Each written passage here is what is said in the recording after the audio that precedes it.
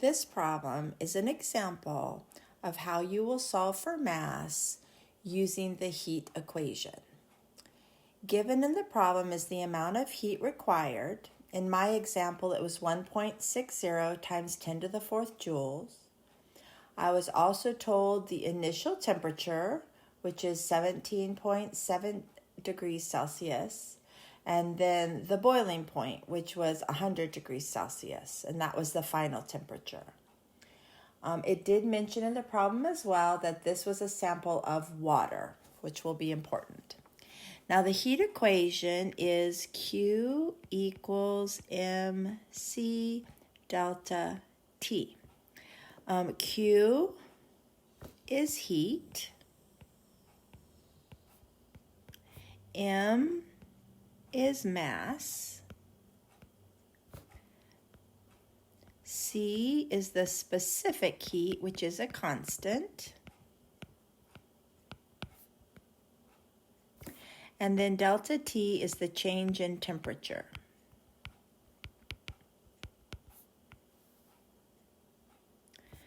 So in this problem, I'll just highlight, we know heat, oops, sorry, that was too, I don't want it to be that dark. I meant to highlight, not just to draw a line through. We know heat, so we know that number. We know that it's water, so specific heat is a constant. So we know if it's water, we can look it up. And looking up specific heat in the textbook for water, it's 4.184 joules over grams degrees C. So we know specific heat, and we know what the change in temperature will be. And so what that leaves us with is mass. And so since we know everything in this equation, we can rearrange it to solve for mass. All right, so let's try to do that. Now, before I get started, I have the two temperatures, but I want to calculate before I get going the change in temperature. So that's going to be the second one minus the first one. So that, okay, I'm going to move this a little bit because it's too crowded. I'm going to move it up here. Okay, so the change in temperature is T2 minus T1. So that's going to be 100 degrees Celsius minus 17.7 degrees Celsius. So that is 82.3 degrees Celsius. That will be the change in temperature. Okay, let's plug in. So heat is 1.60 times 10 to the fourth joules. That's going to equal the mass, which I don't know, so I'm just going to leave it as a variable m, times the specific heat, which is 4.184 joules per gram per degree C, times the change in temperature, which is 82.3 degrees C. Now, I can do some simplifying. I see that if you like to follow units, these 2 degrees C will cancel. Also, when you're multiplying, you can multiply numbers and units.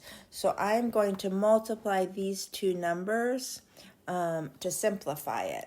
So 4.184 times 82.3 equals, and at this point I'm not going to really round it, so I'm still going to have the mass times, it's 344.3432, and it's joules over grams now because the degrees Celsius canceled. I didn't do anything to the left side. So now we have a number, the 1.60 times 10 to the fourth joules on the left side.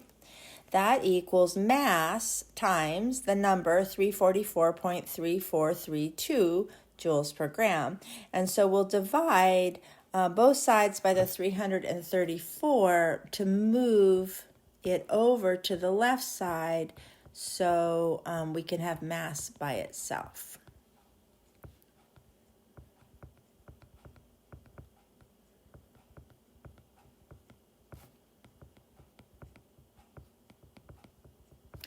And so again, if you're thinking about the units, notice that the joules cancel out and our mass is going to be in grams. So then to determine the answer, I'm going to divide those two numbers. So 1.60 times 10 to the fourth divided by 344.3432. Whoops, I need to replug it into my calculator because I didn't enter something incorrectly. Luckily, I noticed it before I went any further.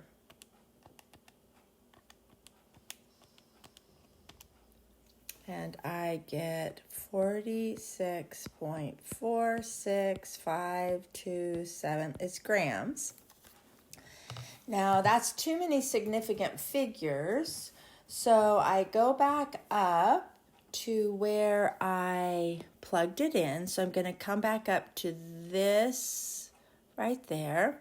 And I look to see what it's all multiplication and division. So I look to see what has the fewest significant figures.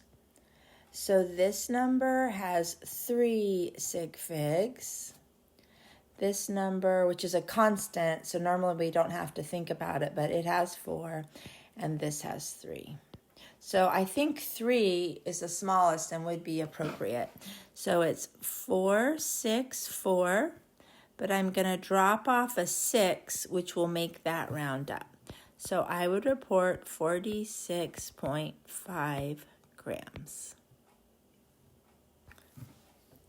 Now I realize your numbers are most likely different, and so you won't have the same answer, but the process of solving the problem, where you plug it in and how you rearrange, will be the same for any of these problems where we're solving for mass.